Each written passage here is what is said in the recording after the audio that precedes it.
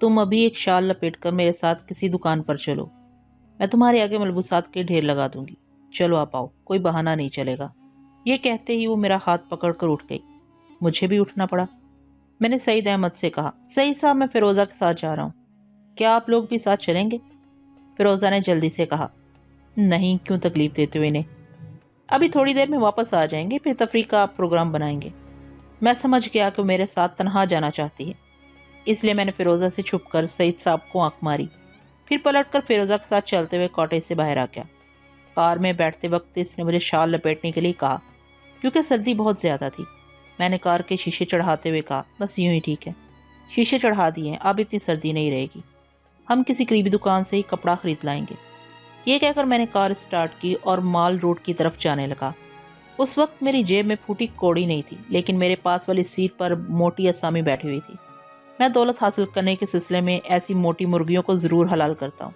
मैंने बज़ाहिर शर्मिंदगी से कहा, रोज़ा मेरा यहाँ अचानक ही आना हुआ, बैंक से पैसे लाने का वक्त ना मिला। उसने मुझे अपनी बात पूरी नहीं करने दी, फ़ौरन ही बोली, तुम्हारे पास पैसों की क्या कमी है? क्या मेरे पास जो पैसे हैं वो तुम्हारे नहीं हैं? मैंने हिचकिचाते हुए कहा, हाँ, मैंने सुना है शेख बरकत अली साहब करोड़पति हैं, इनकी बेगम, और ज़ाहिर है तुम्हारे पास पैसों की क्या कमी होगी, लेकिन मुझे ये सब कुछ अच्छा नहीं लगता। फिर भी सोचो ना कि ये हमारी पहली मुलाकात है। वो खालस आशिकाना लहजे में बोली, हाँ पहली मुलाकात है, लेकिन मुझे यूँ लगता है जैसे मैं सदियों से तुम्हें जानती हूँ और सदियों से तुम्हारा इंतज़ार कर रही हूँ। अभी इंतज़ार ख़त्म हो गया है, पर हाथ वादा करो कि मुझे छोड़कर नहीं जाओगे। ये कहते ही उसने स्टीयरिंग की तरफ हाथ बढ़ाया और बड़ी मोहब्बत से अपना हाथ मेरे हाथ पर रख दिया। उसका पुराना और बसीदा हाथ ऐसा पिलपिला सा था जैसे मेरे हाथ पर एक मेंढक आकर बैठ गया, मगर मजबूरन मैंने इस मेंढकी को बर्दाश्त किया जिसे इश्क का ज़ुकाम हो रहा था। उस वक़्त मेरी जेब खाली थी और मुझे आइंदा के लिए कहीं से दौलत हासिल करना थी, इसलिए मैंने उसे बड़ी सादतमंदी से बर्दाश्त किया, बल्कि इसकी तारीफ़ करने के लिए और इसे नौजवान लड़कियों से भी ज़्यादा नौजवान साबित करने के लिए कहने लगा, ये समर क्या शादीशुदा है? चेहरे से तो बड़ी उम्र वाली लगती है। मेरी बात सुनकर वो खुश हो गई, फिर ज़रा सा मुँह बनाती हुई बोली, बहुत ही बेहया लड़की है, पता नहीं कैसे कैसे लड़कों से दोस्ती करती रहती है, इसलिए मुंह पर फिटकार बरसती है। तुमने खुद ही देख लिया, वो वक्त से पहले ही बूढ़ी नजर आ रही है। मैंने तायद में सर हिलाकर कहा, हाँ, तुम दोनों को एक साथ देखकर यूं मालूम होता है जैसे सगी बहनें हैं। आप छोटी बहन और वो बड़ी बहन है, तुम माँ बेटी नहीं लगती, लेकिन मैं दुनियादारी की बात कर रहा हूँ। जब तक वो तुम्हारे करीब या आसपास रहेगी लोग तो यही कहेंगे ना कि वो बेटी है और तुम माँ हो, और जब माँ का लफ्ज़ आता है तो तस्वर में एक बूढ़ी औरत आ जाती है। देखो, बुरा ना मानना, मैं तुम्हारे हुस्न और जवानी से मुतासिर होकर ये बात कह रहा हूँ। तुम्हें समर के करीब नहीं रहना चाहिए कि तुम किसी तरह समर को अपने से दूर कर दो, ताकि ख्वाम हाँ ये माँ बेटी का रिश्ता ना रहे। मुझे तो वो बुरी तरह खटकती है। देखो, मैं पहली मुलाकात में तुम्हारी बेटी से मुतल्लक ऐसी बात कह रहा हूँ, तुम बुरा तो नहीं मान रही हो? वो जल्दी से बोली, नहीं नहीं, तुम तो बड़ी सच्ची और खरी बातें करते हो, तुम तो वही कह रहे हो जो मैं महसूस करती हूँ। भाई गार्ड, तुम्हें देखते ही मैंने महसूस किया था कि बड़ी मुद्दत के बाद मुझे कोई मेरा हम मिजाज मिल रहा है। अब मैं तुम्हें क्या बताऊं कि वो मुझे किस तरह खटकती है। तुमने बड़े पते की बात कही है कि मेरी उम्र कितनी ही क्यों ना हो, लोग तो मुझे इसकी माँ ही कहेंगे, तो ये कैसी गलत बात है, वो कमबख्त मरती भी नहीं। मैंने हंसते हुए कहा, तुम्हारे कोसने से तो वो मरेगी नहीं, मारने के लिए अकल की ज़रूरत होती है, लेकिन मैं ऐसी बातें क्यों कर रहा हूँ? नहीं नहीं, मुझे ऐसी बातें नहीं करनी चाहिए। पता नहीं तुम कैसी हो, तुमने मुझ पर क्या जादू कर दिया है कि मैं तुम्हारे किसी दुश्मन को बर्दाश्त नहीं कर सकता। उसने खुश होकर मेरे बाजू को दोनों हाथों से थाम लिया, ज़रा और खिसक के करीब आ गई और बड़े ही राजदराना लहजे में कहने लगी, मोहब्बत का जादू इसी तरह सर चढ़कर बोलता है। बस मैंने समझ लिया कि वाकई तुम मुझे सच्चे दिल से चाहते हो। पहली मुलाकात में इतनी सच्ची और खरी बातें कोई नहीं करता जैसे कि तुम कर रहे हो। मैं क्या बताऊं फरहाद, मैं इस कमबख्त समर की वजह से बहुत परेशान हूँ। अब मैं इसके बाप से नाता तो तोड़ नहीं सकती। इससे नाता तोड़ने का मतलब ये होगा कि करोड़ों की जायदाद हाथ से निकल जाएगी। क्या ये दानिशमंदी होगी? मैंने इनकार में सर हिलाकर कहा, नहीं, बिल्कुल नहीं। करोड़ों की जायदाद महज एक लड़की की वजह से छोड़ देना बहुत बड़ी हमाकत होगी। तुम किसी तरह इसे अपनी जिंदगी से दूर क्यों नहीं कर देती? उसने गहरे राजदराना लहजे में पूछा। कैसे दूर कर दूं? जैसे भी हो सके। रास्ते में अगर कोई कांटा हो तो उसे उठाकर एक तरफ फेंक देना चाहिए। इस तरह फेंकना चाहिए कि वो फिर रास्ते में ना आ सके, वरना अपना ही पाँव जख्मी होता है। ओ फरहाद, तुम कितनी अच्छी बातें करते हो, कितनी गहरी बातें करते हो। तुम मुझे बताओ कि मैं किस तरह इसे अपनी ज़िंदगी से दूर कर सकती हूँ। तुम मुझे बताओ कि मैं किस तरह इसे अपनी ज़िंदगी से दूर कर सकती हूँ। मैंने एक गहरी सांस लेकर कहा, माई स्वीट फिरोज़ा, मगर पता नहीं क्यों मैं तुमसे अपनी कोई बात नहीं छुपा सकता। शायद ये तुम्हें मालूम नहीं कि मैं माजी में मुजरमाना ज़िंदगी गुजार चुका हूँ। मेरे हाथों 2 कत्ल हो चुके हैं। तुम कहोगी तो मैं तुम्हारी खातिर इसे भी हमेशा के लिए ख़त्म कर दूंगा। वह हैरानी और खुशी से मेरा मुंह तकने लगी। फिर वह कपकपाती आवाज़ में बोली, मैं जानती हूँ कि तुम मेरे लिए बहुत कुछ कर सकते हो, मेरा ये ख्याल गलत नहीं हो सकता। मैंने सोच समझ कर तुम्हारा इंतखाब किया, मगर फरहाद मैं तुम्हें ऐसा कोई काम नहीं करने दूंगी जिससे तुम कानून की गिरफ्त में आ जाओ। तुम मेरे लिए एक अनमोल हीरा हो, मैं तुम्हें अपने हाथों से गंवाना नहीं चाहती। मैं खुद ही इसे रास्ते से हटा दूंगी। मैंने हालत से एक आशिक जैसे अंदाज में कहा, नहीं फिरोज़ा, मैं नहीं चाहता कि तुम कोई ऐसी हरकत करो जिससे कानून की गिरफ्त में आ जाओ। तुम भी मेरे लिए एक नायाब हीरा हो, मैं तुम्हें अपने हाथों से नहीं गंवाना चाहता। मैं इतनी नादान नहीं हूँ फरहाद के कानून की गिरफ्त में आ जाऊँ। अब हम दोनों एक दूसरे के राजदार हैं, मैं तुमसे कुछ नहीं छुपाऊंगी। मैंने ही समर के बाप को पागल बनाकर पागलखाने भेज दिया है, अब मैं समर को भी पागल बना देना चाहती हूँ। इसके बाप को पागलखाने गए हुए 1 साल का अरसा हो चुका है। इसकी बेटी भी पागल हो जाएगी तो लोग मुझ पर शक ज़रूर करेंगे, लेकिन ये बात भी कही जा सकती है कि इसका बाप पागल था। ये पागलपन बेटी को विरसे में मिला है, वो भी खास उम्र को पहुंचकर पागल हो गई है। अगर दुनिया ना समझे तब भी ये कौन साबित कर सकता है कि मैंने इसे पागल बनाया है? हाँ, कोई ये साबित नहीं कर सकेगा। तुम वाकई पागल बनाना जानती हो। देखो ना मैं किस तरह तुम्हारे प्यार में पागल हो रहा हूँ। मेरी बात सुनते ही वो हंसने लगी, फिर हंसते हुए बोली, ये पागलपन तो बहुत ही खूबसूरत है, मगर मैं दुश्मनों को इस तरह पागल बनाती हूँ कि इन्हें देखकर दूसरे दुश्मन इबरत हासिल करते हैं। मगर तुम किस तरह पागल बनाती हो? मेरे पास एक दवा है, मैंने एक डॉक्टर से बड़ी खुशामदें करने के बाद बड़ी मुश्किल से इसे हासिल किया है। इस दवा का नाम टूफ्रानिल है। इसकी 2 गोलियां पीस कर और दूध में मिलाकर पिला दी जाएं तो पीने वाला का दिमाग फौरन गड़बड़ हो जाता है, उसकी यादाश्त खत्म हो जाती है। मैंने हैरानी का इजहार करते हुए कहा, फिर तो ये बड़े काम की दवा है। तुम्हारी दरियाफ्त का जवाब नहीं है। इस तरह तो दुश्मनों को हलाक करने की जरूरत ही नहीं होगी, सिर्फ इन्हें पागल बनाकर ही काम निकाला जा सकता है। हाँ, अचानक एक डॉक्टर से मेरे ताल्लुकात हो गए थे, मैंने वो कहते कहते एकदम से मुख्तात हो गई। वो बातों की धुन में किसी डॉक्टर से अपने ताल्लुकात का जिक्र करने वाली थी, फिर जल्द ही संभल कर बोली, ताल्लुकात का मतलब ये है कि हमारे दरमियान मुंह बोली रिश्तेदारी थी। वो भी यही कहते थे कि मैं बहुत कमसिन हूँ और बूढ़े बरकत अली से शादी करके अपनी जिंदगी बर्बाद कर रही हूँ। वो डॉक्टर भी बूढ़े थे। मैं इन्हें अंकल कहा करती थी। ये कहकर वो खामोश हुई तो उसका दिमाग सोचने लगा। वो दिल ही दिल में खुदा का शुक्र अदा कर रही थी कि इसकी जुबान फिसलते फिसलते रह गई। अगर डॉक्टर से इसके ताल्लुकात की नौयत वाज़ेह हो जाती तो पता नहीं मैं इसके बॉयफ्रेंड की हैसियत से इसके मुतालिक क्या सोचता। वो मुझसे छुपकर सोच रही थी और मैं इससे छुपकर सुन रहा था। मैंने उससे पूछा, क्या वो दवा भी तुम्हारे पास है? हाँ, मैं इसकी हिफाजत जान से भी ज्यादा करती हूँ। मैंने इसे अपनी अलमारी में लॉक करके रखा है। यहाँ मरी आते वक्त इसे अपने साथ ले आई हूँ। मेरा ख्याल था कि मैं इस दवा को दूध में या किसी खाने की चीज में मिलाकर समर को खिला सकूंगी, मगर यहाँ पहुंचकर जिस दिन मैंने ये प्रोग्राम बनाया उस दिन इत्तेफाक से सईद अहमद यहाँ आ गया। तुम तो जानते ही हो कि वो एक इंटेलिजेंस का ऑफिसर है। इसकी मौजूदगी में अगर मैं कोई ऐसी हरकत करूंगी तो पकड़ी जाऊंगी। मैंने हंसते हुए कहा, तुम मेरे यार से डर रही हो? वो तो यारों का यार है। मैंने तो इसी की दोस्ती के साए में 2 कत्ल किए हैं। उसने मुझे कानून की गिरफ्त से साफ बचा लिया था। फिरोजा थोड़ी देर तक सोचती रही, फिर बोली, मैंने कई बार सोचा कि सईद को अपने एतमाद में ले लूं, मगर हिम्मत ना हुई। मैंने महसूस किया है कि वह समर में दिलचस्पी ले रहा, हालांकि वो मुझसे छुप छुप कर इशारेबाजियां करता है, मगर हम औरतों से ऐसी बातें छुपी नहीं रहती। ऐसी सूरत में तुम ही बताओ कि मैं इसकी मौजूदगी में समर के खिलाफ कोई साजिश कैसे कर सकती हूँ? तुम मर्द की कमजोरियों को नहीं समझती हो। अगर वो समर में दिलचस्पी ले रहा है तो इसका ये मतलब नहीं कि वो इससे शादी करेगा। मैं सईद अहमद को तुमसे ज्यादा जानता हूँ। वो आशिक मिजाज जरूर है, लेकिन बीवी के नाम पर एक रोग नहीं पालना चाहता। तुम उसे जरा ढील दो ताकि वो समर के साथ ज्यादा से ज्यादा वक्त गुजारे। 2-4 रातें गुजारने के बाद ही इसका दिल भर जाएगा। वो खुद ही इसे पीछा छुड़ाने की कोशिश करेगा। ऐसे वक्त पर मैं उसे वो जहन को मफलूज कर देने वाली दवा ले जाकर दूंगा और उसे मशवरा दूंगा कि वो समर को पागल बनाकर इसे पीछा छुड़ा ले। वो हमारी खुशी के लरजते हुए बोली, क्या वो तुम्हारा मशवरा मान लेगा? इसका तो बाप भी मानेगा। तुम नहीं जानती कि हम दोनों एक दूसरे के कितने गहरे राजदार हैं। तुम वो दवा मुझे दो और ये नेक काम मुझ पर छोड़ दो। दूसरी बात यह है कि समर के साथ आज़ादी से मिलने का मौका दो। इस तरह हम दोनों का भी फायदा है। अगर वो दोनों अपने आप में मगन रहेंगे तो हमारी तन्हाई में मुदाखलत करने नहीं आएंगे।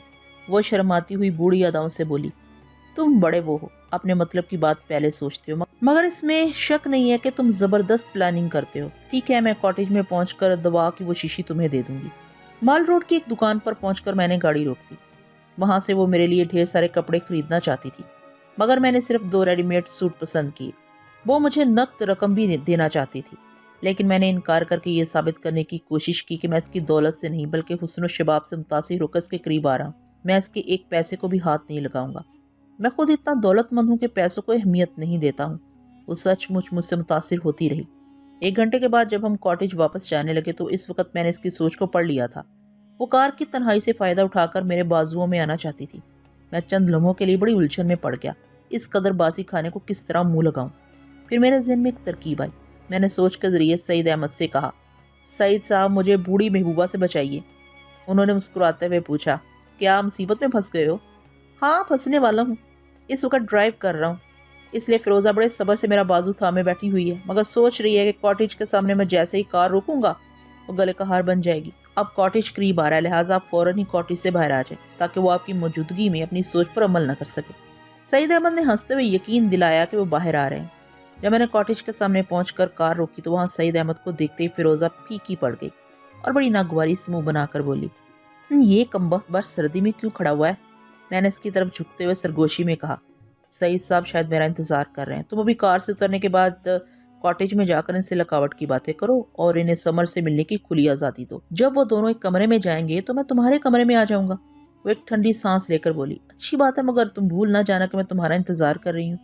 मैंने दिल पर हाथ रखकर कहा, भला तुम भी कोई भुलाई जाने वाली चीज़ हो।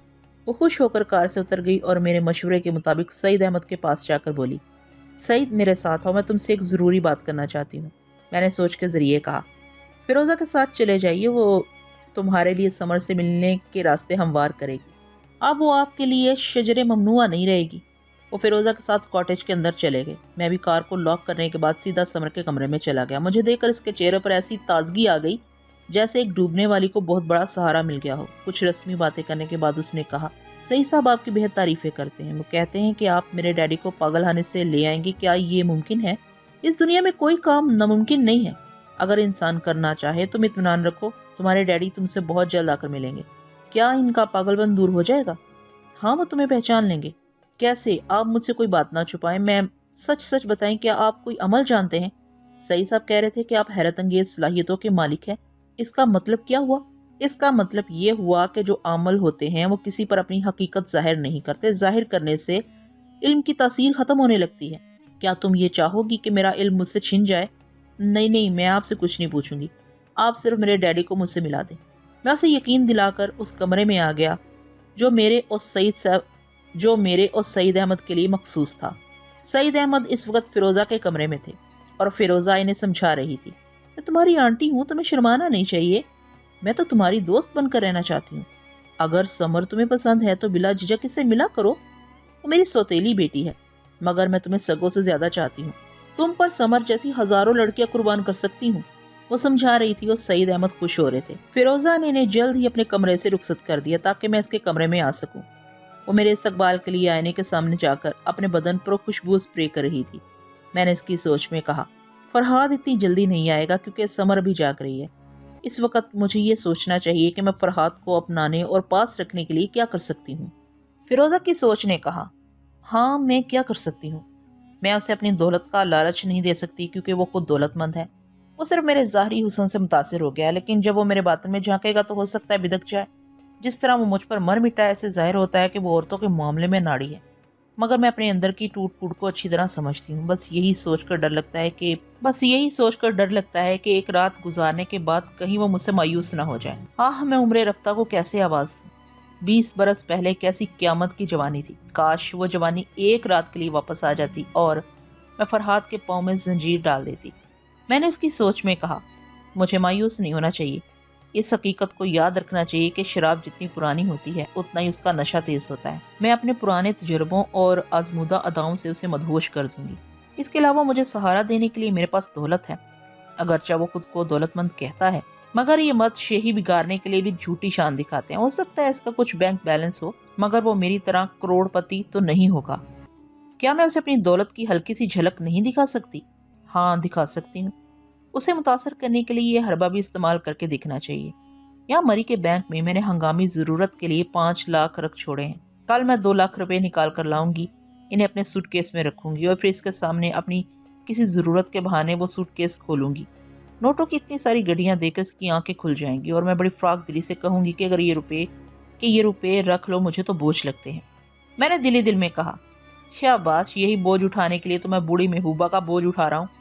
जब मैंने सोच के जरिए उसे अच्छी तरह समझा दिया कि कल सुबह उसे बैंक जाकर 2 लाख रुपए लेकर आना चाहिए, तो उसके बाद मैंने इसकी सोच में कहा, हाँ, मुझे वो दवा निकालकर अपने सरहाने रख लेनी चाहिए।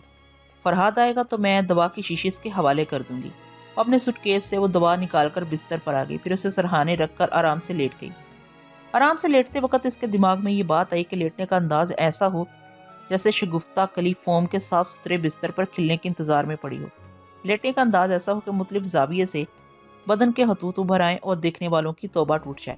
इस ख्याल से वो लेटे ही लेटे इधर से उधर पहलू बदलने लगी, जैसे फोटो उतरवाते वक्त खुद को बहुत ज्यादा पुरकशिश बनाने के लिए लोग इधर से उधर पोज बदलते हैं। इसी तरह वो अपने बदन के जाविये बदल रही थी, मगर तमाम जाविये बता रहे थे कि वो हर तरफ से पिचकी हुई है। मर्द हो या औरत, दोनों ही खुद फरेबी में मुब्तला रहते हैं। जवानी की उम्र गुजारने के बाद भी ये तस्लीम नहीं करते कि वो बूढ़े हो चुके हैं। हमेशा नित नए अंदाज में खुद को जवान बनाने की कोशिश करते रहते हैं। यही हाल इसका था। मुझे इस पर बेहद हंसी आ रही थी। मैं थोड़ी देर तक इसकी बूढ़ी अदाओं से महजूज होता रहा। फिर मैंने इसकी सोच के जरिए कहा, अभी मुझे आंख बंद करके लेटे रहना चाहिए ताकि मैं इसे अनजान बनी रहूं, ये देखती रहूं कि वो कमरे में आकर किस अंदाज में मोहब्बत का आगाज करता है। इस सोच के मुताबिक इसने आंखें बंद कर ली और मेरा इंतजार करने लगी। मैंने फिर इसकी सोच में कहा, उफ, कितनी थकन महसूस हो रही है। जी चाहता है कि अब आंख न खुले, इसी तरह लेटी रहूं और आहिस्ता आहिस्ता सो जाऊं। हाँ, सोने को बड़ा जी चाह रहा है। मुझे थोड़ी देर के लिए सो जाना चाहिए।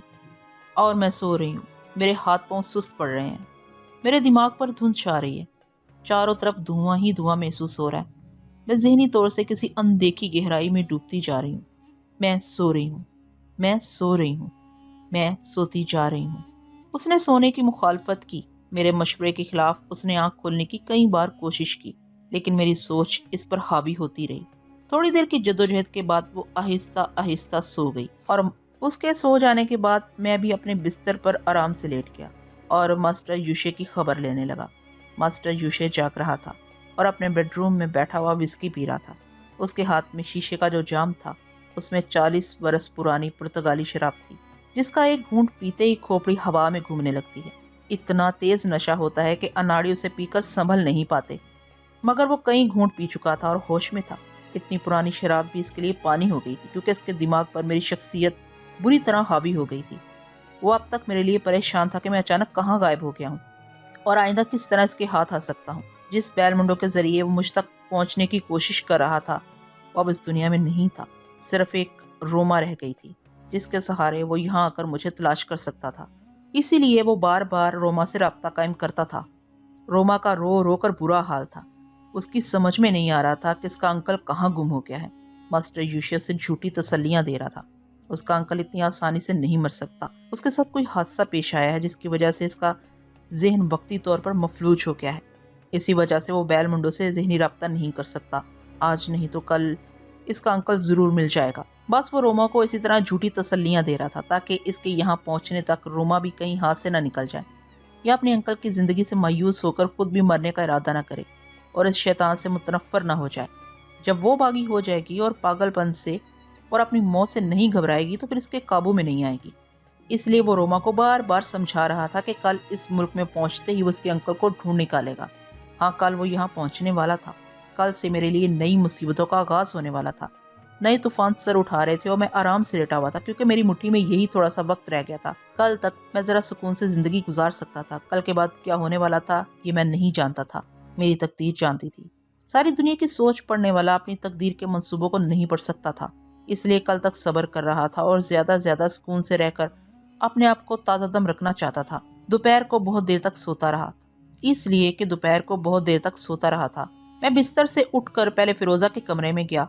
वो अपने बिस्तर पर गहरी नींद सो रही थी। मैंने इसके करीब पहुंचकर इसके तकिए के नीचे हाथ डालकर दवा की शीशी निकाल ली और इस पर एक नज़र डालकर उसे अपनी जेब में रख लिया। फिर इसके कमरे से निकलकर बाहर बरामदे में आया। बाहर अच्छी खासी सर्दी पड़ रही थी। मैं शाल लपेटे हुए था। तन्हाई से घबराकर मैंने सईद अहमद के जहन में झांकना शुरू किया, मगर जल्द ही इनके जहन से पलटकर वापस लौट गया, क्योंकि वो अपनी समर के साथ ऐसी हालत में थे कि इस वक्त इनके जहन को पढ़ना खिलाफ तहजीब था। मैं फिर अपने बिस्तर पर आकर लेट गया। मैं बिल्कुल तन्हा था। इस वक्त कोई मुझसे मिलने वाला ना था और ना ही मैं सोच के जरिए किसी से मिलना चाहता था। जब सुकून नसीब हो रहा था तो सो जाना ही मुनासिब था। लिहाजा मैंने अपने ज़हन को हदायत की कि सुबह 5 बजे मेरी आंख खुल जाए। अपनी आदत के मुताबिक इस किस्म की हदायत देकर मैं गहरी नींद सो गया। दूसरे दिन सुबह 9 बजे फिरोज़ा 2 लाख रुपए निकालने के लिए बैंक की तरफ चली गई। पहले तो उसने मुझे अपने साथ ले जाने के लिए सोचा, मगर फिर इरादा बदल दिया। वो चाहती थी कि इतनी बड़ी रकम वो चुपचाप लेकर आए और अपने सूटकेस में रख दे, ताकि उसे मेरे सामने खोलकर ये साबित करे कि इतनी बड़ी बड़ी रकमें तो इसके सूटकेस में यूं ही पड़ी रहती हैं। मैंने भी सोचा कि अच्छा है वो तनहा ही जाए। इसके जाने के बाद मैंने सईद से कहा, आप इसी वक्त समर को साथ लेकर पागलखाने की तरफ चले जाएं और वहां पहुंचकर समर के वालिद से सामना करें, इनसे बातें करें। आप इनसे बातें करेंगे और इनकी आंखों में झांकेंगे तो मैं आपके जरिए इनके दिमाग तक पहुंच जाऊंगा और ये मालूम करने की कोशिश करूंगा कि मैं टेलीपैथी के जरिए इनका इलाज कर सकता हूं या नहीं। सईद अहमद ये सुनकर खुश हो गए। वो इसी वक्त समर के पास गए और फौरन ही उसे तैयार होने के लिए कहा। आधे घंटे के बाद वो दोनों वहां से रुखसत हो गए। मैंने भी पिछली शाम का खरीदा हुआ सूट पहन लिया और आईने के सामने अच्छी तरह तैयार होकर अपना जायजा लेने के बाद कॉटेज से बाहर चला गया। कॉटेज की एक चाबी मुझे दे दी गई थी, दूसरी चाबी फिरोजा के पास थी, इसलिए मुझे फिक्र नहीं थी कि मेरी गैर मौजूदगी में वो कॉटेज के बाहर ही मेरा इंतजार करती रहेगी। मैं वहां से इसलिए चला आया था कि तन्हाई में फिरोजा से डर लगता था। यूं भी सुबह उठते ही मैंने शिकायत की थी कि वह नींद की बड़ी पक्की है। मैं इसके कमरे में गया था, इसे झिंझोड़ झिंझोड़ कर उठाने की कोशिश की, लेकिन वो करवट बदल बदल कर सो गई। मैंने सबूत के तौर पर दवा की वो शीशी दिखाई ताकि उसे यकीन हो जाए कि मैं इसके कमरे में गया था। उसे यकीन आ गया था और अब वो दूसरी बार तन्हाई का मौका तलाश कर रही थी, इसलिए मैं कॉटेज से निकलकर इधर उधर भटकने लगा। मरी के ऊंचे नीचे रास्तों पर आवारगी करते वक्त मुझे फूफी जान का ख्याल आया कि कहीं उनकी जरीना और फरजाना से मुलाकात ना हो जाए। मेरा दिल बहुत चाहता था कि इनसे मिलूं, लेकिन इनसे मिलने का मतलब यही होता कि फरजाना मुझे देखते ही फिर बहक जाती। उसने दूसरी शादी करने का जो इरादा किया था, इसके इरादे में कमजोरी आ जाती। इस वक्त इसी तरह आज़ादी से घूमना मेरे लिए मुनासिब था। आध घंटे के बाद मैंने यही फैसला किया कि मुझे फिरोजा के कॉटेज में वापस जाना चाहिए। इस वक्त फिरोजा वहां पहुंच गई थी और दरवाजे खोलने के बाद मेरा इंतजार कर रही थी। उसने 2 लाख रुपए की मुख्तलिफ गड्डियों को अपने सूटकेस में फैलाकर रख दिया था और बिस्तर पर फैलकर मेरे मुतल्लिक जवान लड़कियों के से अंदाज में सोच रही थी। मैंने कॉटेज की तरफ बढ़ते हुए इसकी सोच में कहा, मेरी उम्र क्या होगी? उसकी सोच ने कहा, 45 वर्ष। मगर मैं 45 की नहीं लगती। मैं अपने जवान बेटे को अपने से दूर रखती हूँ ताकि लोग उसे देखकर मेरी उम्र का हिसाब न कर सकें। इसलिए फरहाद भी धोखा खा गया है। अगर मेरी सही उम्र का राज खुला तो ये 2 लाख रुपए सहारा देंगे, मैंने इसकी सोच में कहा। दौलत के बावजूद मुझे अपने आप को भी हर तरफ से हतले मकान जाज़िबे नज़र बनाकर रखना चाहिए। वो थोड़ी देर के लिए कहीं गया है, अब आता ही होगा। मुझे अपने चेहरे की टूट फूट को दुरुस्त कर लेना चाहिए।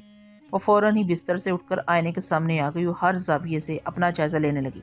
आईना कभी किसी से ये नहीं कहता कि तुम बूढ़ी हो चुकी हो। वो इतनी सच्चाई से झूठ बोलता है कि दुनिया जहान का तजुर्बा रखने वाली औरतें भी इसके फ्रेब में आ जाती हैं। आईने के साथ साथ मैं भी उसे फ्रेब दे रहा था। मैं 16 बरस की हूँ। वो आईने के सामने झिझकती हुई बोली, नहीं, ये तो सफ़ेद झूठ हो जाएगा। फरहाद यकीन नहीं करेगा। कल मैं एक जगह शॉपिंग कर रही थी, एक नौजवान मेरे करीब से ये कहता हुआ गुजर गया कि बूढ़ी घोड़ी और लाल लगाम। मेरा बस चलता तो उसका मुंह नोच लेती, मैंने इसकी सोच में कहा। मैं अब भी इसका मुंह नोच सकती हूँ। यहाँ से बाहर निकलने के बाद कितने ही ऐसे नौजवान मिल सकते हैं जो तंज़ी अंदाज में मेरे चीखते हुए मेकअप को देखते हैं। उनका गिरबान पकड़कर इन्हें यकीन दिलाऊंगी कि मैं 16 बरस की हूँ। मैं 16 बरस की हूँ। मैं मुसलसल इसकी सोच में चीखने लगा। उसने घबरा कर दोनों हाथों से सिर को थाम लिया, बालों को अपनी मुट्ठियों में जकड़ने लगी और बदहवासी में चीखने लगी, मैं 16 बरस की नहीं हूँ। तो फिर मैं बूढ़ी हूँ? नहीं, मैं बूढ़ी भी नहीं हूँ। कैसे नहीं हूँ? औरत कभी 16 बरस से आगे नहीं बढ़ती। अगर बढ़ जाए तो बुढ़ापे का ख्याल सेब की तरह पीछा करता है। दो में से कोई एक बात है, या तो मैं बूढ़ी हूँ या फिर जवान हूँ। जवान होने के लिए 16 बरस की उम्र बेहद लाजमी होती है। उसकी सोच ने थक हार कर कहा, हाँ, मैं 16 बरस की हूँ। मैंने फिर उसे पागलपन के लिए उकसाया। मैं बाहर जाकर दुनिया वालों को यकीन दिलाऊंगी कि मैं जवान हूँ। नहीं नहीं, मैं ऐसा नहीं कर सकती। मैं ऐसा ज़रूर करूँगी। अगर ना करूँ तो बूढ़ी कहलाऊंगी। मैं बाहर जाऊंगी, मैं बाहर जा रही हूँ। वो बेख्तियार बाहर जाने के लिए घूम गई। मेरी खामोशी के वक्फे में उसने अपने कदमों को बाहर जाने से रोकना चाहा, मगर मैं रह रह कर उसके दिमाग को झिंझोड़ रहा था, उसकी सोच को उलट पलट रहा था। वो कभी रुकती थी और पागलों की तरह जुनून की हालत में आगे बढ़ जाती थी। कॉटेज से बाहर आकर वो कार में बैठ गई और उसे स्टार्ट करके नौजवानों की तलाश में निकल गई। अब इसका दिमाग इसके बस में नहीं था। वो वही कर रही थी जो मैं चाहता था। पागलपन की हालत में वो कॉटेज को खुला छोड़ गई थी, میں کاटेज में दाखिल होकर उसके कमरे में आया, उसके सूटकेस को खोला और एक छोटी सी अटैची खाली करके इसमें नोटों की गड्डियां रखने लगा। नोटों की गड्डियां तय दर तय सजाने के बाद मैंने इस पर अपना एक सूट रख दिया, फिर इस अटैची को लेकर कॉटेज से बाहर आ गया। इस दौरान मैं फिरोज़ा के दिमाग में हलचल मचाता जा रहा था। वो कार ड्राइव कर रही थी। मेरी सोच उसे मुख्तात होकर ड्राइव करने की हिदायत भी देती थी। एक जगह चंद नौजवान हंसते खिलखिलाते सड़क के किनारे चले जा रहे थे। मेरी सोच ने इनके करीब पहुंचकर फिरोज़ा की कार रुकवा दी। नौजवानों ने इसकी जानब देखा तो फिरोज़ा मेरी हदायत के मुताबिक इन्हें आंख मारकर मुस्कुराती हुई बोली, आई एम अंडर स्वीट 16। कितने ही नौजवान हैरत और मुसरत से सीटियां बजाने लगे। उन्होंने चारों तरफ से इसकी कार को घेर लिया। एक नौजवान ने शोखी से कहा, जाने मन अगर तुम 16 बरस की हो तो अभी हम पैदा नहीं हुए हैं। दूसरे नौजवान ने कार का दरवाज़ा खोलते हुए कहा, मैं तो पैदा हो चुका हूँ, मुझे बहुत अरसे से तारीखी खंडरात देखने का शौक था। आओ हम किसी वीराने में चलें, मैं 16 बरस के खंडर की सैर करूंगा। वो फिरोज़ा को दूसरी सीट की तरफ हटाकर खुद ड्राइविंग सीट पर बैठ गया। उसके तमाम साथी पिछली सीट पर आ गए क्योंकि खंडरात की सैर बाजमात की जाती है। उन्होंने कार को दूसरे रास्ते पर मोड़ दिया। वो रास्ता इन्हें किसी वीरानी की तरफ ले जाता होगा। मुझे इससे गर्ज नहीं थी कि वो उसे कहाँ ले जाएंगे। मैं इसे बहुत दूर निकल जाने तक उसे पागल बनाए रखना चाहता था। मैं एक बार फिर पिंडी की तरफ जा रहा था। 2 लाख हासिल करने के बाद मैं मास्टर यूशे की पहुंच से बहुत दूर जा सकता था क्योंकि आज वो किसी वक्त यहाँ पहुंचने वाला था। मगर हम दोनों टेलीपैथी जानने वालों के लिए फासला कोई अहमियत नहीं रखता था। इसलिए मैंने यही मुनासिब समझा कि मास्टर यूशे जब यहाँ पहुंचे तो मैं इसके करीब ही रहूं और इसे इतना मौका ना दूं कि वो मुझे पहचान सके। मैंने चेहरे पर से मास्क और आंखों से आई लेंस निकाल लिया था, इसलिए रोमा भी अब मुझे नहीं पहचान सकती थी। पिंडी पहुंचने तक मैंने फिरोज़ा से ज़हनी राब्ता कायम रखा।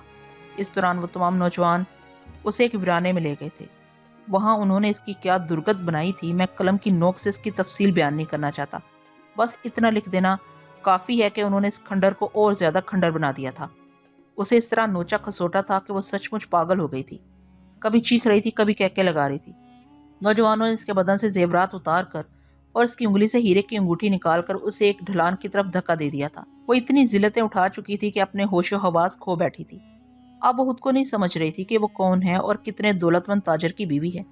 वो मासूम समर को दवा के जरिए पागल बनाना चाहती थी, मगर हालात ने उसे दवा के बगैर ही सचमुच पागल बना दिया था। मुझे इस पर जरा भी तरस नहीं आ रहा था। मैंने बड़ी हकारत से उससे राब्ता ख़त्म कर दिया। मैंने पिंडी पहुंचकर इंटरकॉन में ही एक कमरा हासिल किया।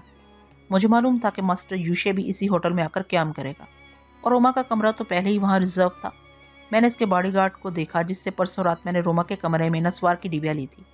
वो मेरे सामने से गुजरने के बाद भी मुझे पहचान न सका। मैं कमरे में अटैची रखने के बाद डाइनिंग हॉल में आ गया। फिर खाने का ऑर्डर देने के बाद सईद अहमद के जहन में झांकने लगा। सईद अहमद को मेरी हदायत के मुताबिक समर के साथ पागलखाने जाना चाहिए था, मगर इस्लामाबाद से गुजरते वक्त उन्होंने सोचा कि अपना एक फ़र्ज अदा करते जाएं।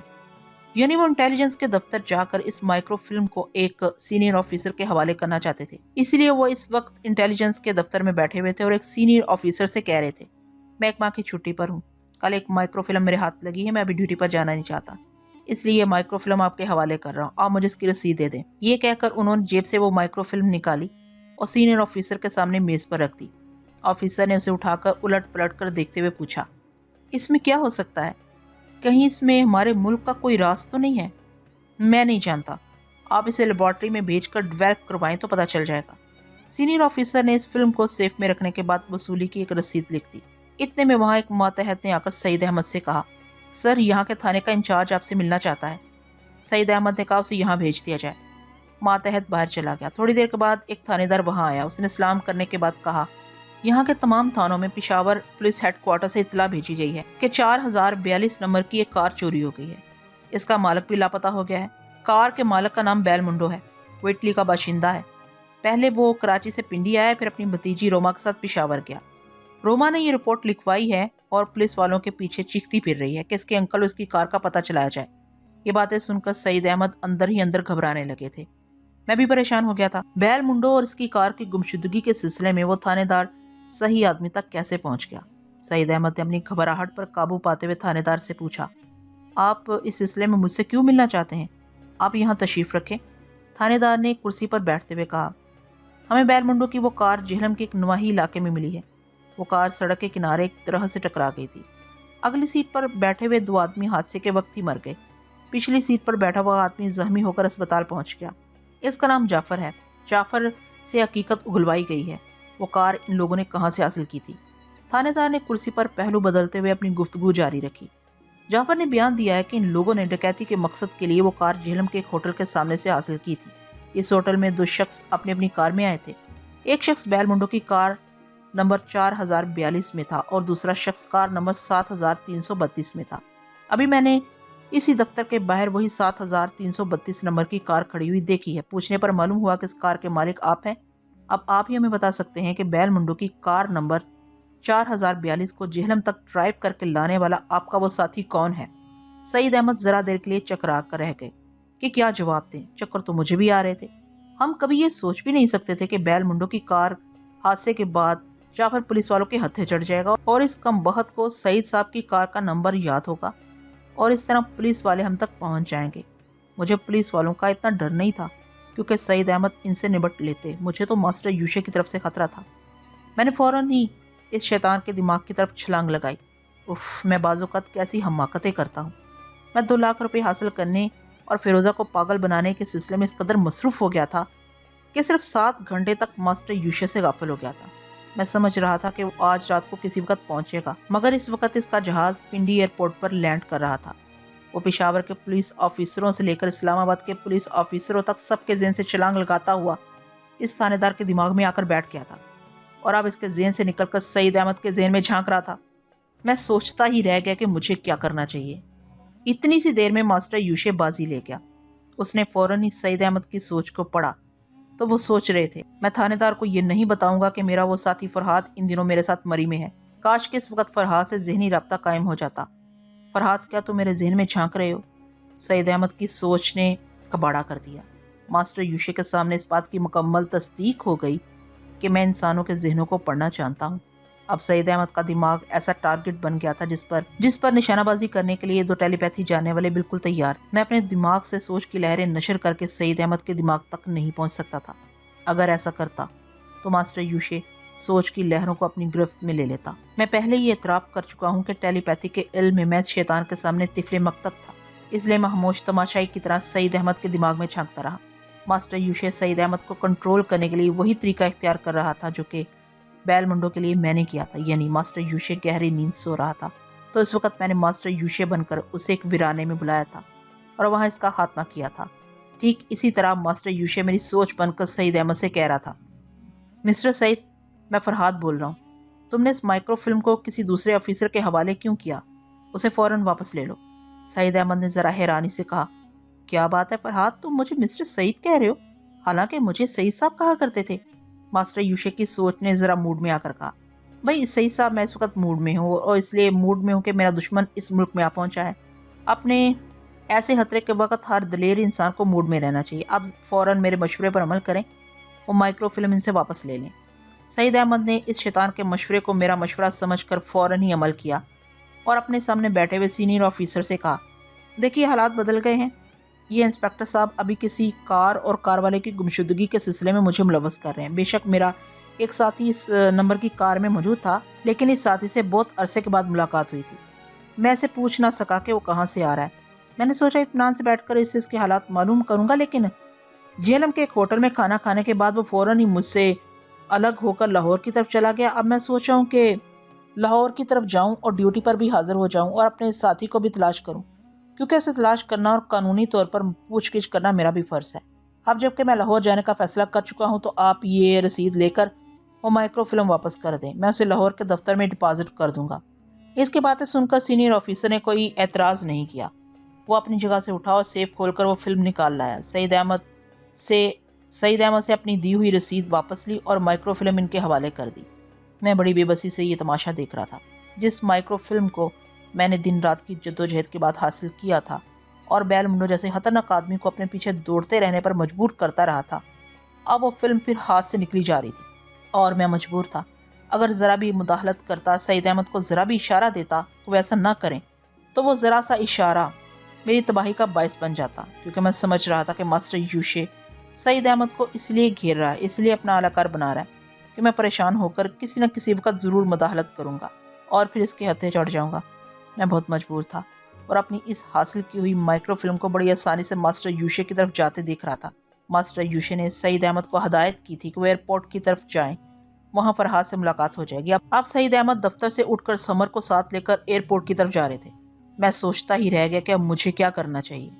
میں حالات کی زنجیروں میں بری طرح جکڑ گیا تھا۔ وہ سعید احمد جو میرے عزیز ترین دوست تھے، اب وہ ماسٹر یوشے کا اہلکار بن کر بدترین دشمن بننے والے تھے۔ میں ہوٹل انٹرکان کے ڈائننگ ہال میں پریشان حال بیٹھا ہوا تھا۔ اس ہوٹل سے ذرا دور میرے چاروں طرف دشمن پھیلے ہوئے تھے۔ ماسٹر یوشے خود ایئرپورٹ پہنچ چکا تھا اور سعید احمد سمر کے ساتھ ایئرپورٹ کی طرف جا رہے تھے۔ ماسٹر یوشے کی سوچ سے پتہ چلا کہ روما بھی پشاور سے اسی طرف آ رہی ہے۔ مجھے روما سے کوئی خطرہ نہیں تھا کیونکہ میں نے ماسک اور آئی لینس اتار لیے تھے۔ اس وقت میں اپنے اصلی رنگ و روپ میں تھا، اس لیے روما مجھے پہچان نہیں سکتی تھی۔ مگر ہاں، اگر سعید احمد ماسٹر یوشے کے ساتھ اسی طرف چلے آئے تو وہ اس کے لیے میری شناخت کا ذریعہ بن جاتے۔ میرے لیے بڑی مشکل پیدا ہو گئی تھی۔ اگر میں ماسک لگا کر سعید احمد سے چھپنا چاہتا تو روما مجھے پہچان لیتی، اور اگر ماسک ہٹا کر سعید احمد کے سامنے آتا تو وہ ماسٹر یوشے کے لیے بڑی فرمانبرداری سے ایک اہلکار کا فرض انجام دیتے۔ اگر وہ ایسا نہ کرتے تو وہ شیطان انہیں ہمیشہ ذہنی عذاب میں مبتلا کرتا رہتا۔ میں نے فوراً ہی فیصلہ کیا کہ مجھے وہ ہوٹل چھوڑ دینا چاہیے۔ ابھی وہاں آئے ہوئے صرف آدھا گھنٹہ گزرا تھا۔ میں نے بیرے سے جلدی سے بل لانے کے لیے کہا۔ جیسے ہی وہ بل لایا، میں نے کھانا ادھورا چھوڑ دیا اور پیسے ادا کرنے کے بعد اپنے کمرے میں آ گیا۔ کمرہ میں نے اندر سے بند کر لیا، ماسک اور کانٹیکٹ لینس نکالے۔ اس کے بعد آئینے کے سامنے آ کر میک اپ کرنے لگا۔ بوڑھے میک اپ مین کا دیا ہوا کچھ سامان میرے پاس موجود تھا۔ اس کی مدد سے میں جلد ہی اپنے چہرے کو بدلنے میں کامیاب ہو گیا۔ اب اس روپ میں روما تو مجھے پہچان سکتی تھی، مگر سعید احمد نہیں پہچان سکتے تھے۔ میں نے روما کے ذہن میں جھانک کر دیکھا کہ اس وقت وہ کہاں ہے۔ پتہ چلا کہ وہ پنڈی کے آگے 50 میل دور ہے۔ مجھے اطمینان ہو گیا۔ میں نے اس کے باڈی گارڈ کے دماغ میں جھانک کر دیکھا، جسے نسوار کی ڈبیا لی تھی اور جو مجھے پہچانتا تھا۔ وہ بھی روما کے کمرے میں بیٹھا سگریٹ کے کش لگا رہا تھا۔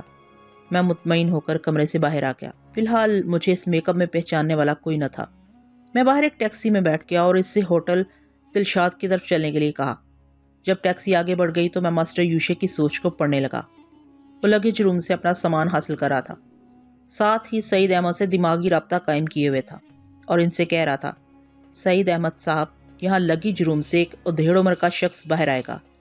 وہ نیلے سوٹ میں ملبوس ہے اور نیلے رنگ کی ٹائی لگائے ہوئے ہے۔ اس کے ساتھ ایک حسین عورت ہے، آپ اس کا پیچھا کریں۔ سعید احمد نے سوچ کے ذریعے پوچھا، فرحاد تم کہاں ہو، میرے سامنے کیوں نہیں آتے؟ ماسٹر یوشے کی سوچ نے کہا، میں بھی مجبور ہوں، میرا سب سے خطرناک دشمن سر پر آ پہنچا ہے۔ وہ جو نیلے رنگ کے سوٹ میں ہے وہ ماسٹر یوشے ہے۔ سعید احمد نے چونک کر کہا، ماسٹر یوشے؟ فرحاد یہ تم کیا کہہ رہے ہو؟ اتنے خطرناک دشمن سے میرا سامنا کرا رہے ہو؟ تم نے تو کہا تھا کہ تم خیال خوانی میں اس کا مقابلہ نہیں کر سکو گے۔ اگر اس نے مجھے ذہنی عذاب میں مبتلا کر کے اپنا اعلی کار بننے پر مجبور کیا تو پھر کیا ہوگا؟ ماسٹر یوشے نے فرحاد بن کر اسے سمجھایا۔ آپ فکر نہ کریں، میں خیال خوانی میں اس شیطان کا مقابلہ نہیں کروں گا، بلکہ چپ چاپ آپ کے دماغ میں جھانکتا رہوں گا اور اس کی سرگرمیوں سے واقف ہوتا رہوں گا۔ جب بھی مجھے موقع ملے گا میں اسے ہمیشہ کے لیے ختم کر دوں گا۔ جیسا میں کہہ رہا ہوں آپ ویسا ہی کرتے جائیں۔ جس جگہ وہ قیام کرے گا آپ بھی اس جگہ ٹھہر جائیں۔ اگر اسے سامنا ہو جائے تو اس سے کترانے کی کوشش نہ کریں۔ ماسٹر یوشے فرحاد بن کر بڑی خوبصورتی سے سعید احمد کو بیوقوف بنا رہا تھا اور میں بڑی مجبوری سے یہ تماشا دیکھ رہا تھا۔ میرا بس نہیں چل رہا تھا کہ کسی طرح اشارتاً ہی سعید احمد کو یہ سمجھا دیتا کہ وہ شیطان میرے نام سے فائدہ اٹھا کر انہیں اپنا اعلی کار بنا چکا ہے۔ ہوٹل دلشاد میں پہنچ کر میں نے وہاں ایک کمرہ کرائے پر حاصل کیا اور خود کو اس کمرے میں قیدی بنا کر بیٹھ گیا۔ میں نے فیصلہ کر لیا تھا کہ جب تک حالات سازگار نہیں ہوں گے میں اس کمرے سے نہیں نکلوں گا اور نہ ہی کسی اجنبی سے ملاقات کروں گا۔ اب میرا کام یہی رہ گیا تھا کہ میں چپ چاپ ایک جگہ بیٹھ کر اس شیطان کی منصوبہ بندی کو پڑھتا ہوں۔ اس وقت چونکہ ماسٹر یوشے مسلسل سعید احمد کے ذہن میں جھانک رہا تھا، اس لیے میں اپنی جگہ خاموش بیٹھا ہوا صرف اس کی سوچ کو پڑھ سکتا تھا۔ اس وقت سعید احمد کے ساتھ کھڑی ہوئی سمر نے ان سے کہا، آپ میرے ساتھ پاگل خانے کے لیے نکلے تھے، راستے میں ارادہ بدل کر انٹیلیجنس کے دفتر چلے گئے، وہاں سے پھر پروگرام بدل کر ایئرپورٹ کی طرف لوٹ گئے، اب یہاں لگیج روم کے سامنے کھڑے ہوئے ہیں۔ میری سمجھ میں نہیں آتا یہ کیا چکر ہے؟ آپ نے تو کہا تھا کہ فرحاد بھائی ڈیڈی کے پاگل پن کو دور کر دیں گے، کیا آپ یہ نہیں چاہتے کہ ہم جلد از جلد پاگل خانے پہنچے اور میرے ڈیڈی ذہنی طور پر صحتیاب ہو جائیں؟ سعید احمد نے بڑی محبت سے سمر کے شانے پر ہاتھ رکھ کر کہا، گھبراؤ نہیں سمر، تمہارے ڈیڈی جلد ہی اچھے ہو جائیں گے۔ میں اس وقت اپنے فرائض سے مجبور ہوں، یہاں ایک مجرم کی تلاش میں آیا ہوں، اگر وہ مل گیا تو میں اس کا پیچھا کروں گا، ہم دیکھیں گے وہ کہاں جاتا ہے، جب اس کی قیام کا علم ہو جائے گا تو پھر میں تمہیں لے کر پاگل خانے جاؤں گا۔ یہ کہہ کر سعید احمد بڑی توجہ سے لگے جرم کی طرف دیکھنے لگے۔ ایک ادھیڑ عمر کا انگریز نیلے سوٹ میں ملبوس وہاں سے باہر آ رہا تھا، اس کے ساتھ ایک جوان عورت تھی۔ اس عورت کا جغرافیہ کیا تھا یہ میں معلوم نہ کر سکا، کیونکہ سعید احمد کی توجہ ماسٹر یوشے پر تھی۔ ماسٹر یوشے بھی اپنی ساتھی عورت کو نظر انداز کیے ہوئے تھا، اور اس کے ساتھ جو عورت تھی وہ بھی ماسٹر یوشے کو مخاطب نہیں کر رہی تھی۔ شاید وہ سمجھتی تھی کہ اس کا ادھیڑ عمر ساتھی اہم کاموں میں مصروف رہتا ہے، اس لیے اس کی اجازت کے بغیر مخاطب نہیں کرنا چاہیے۔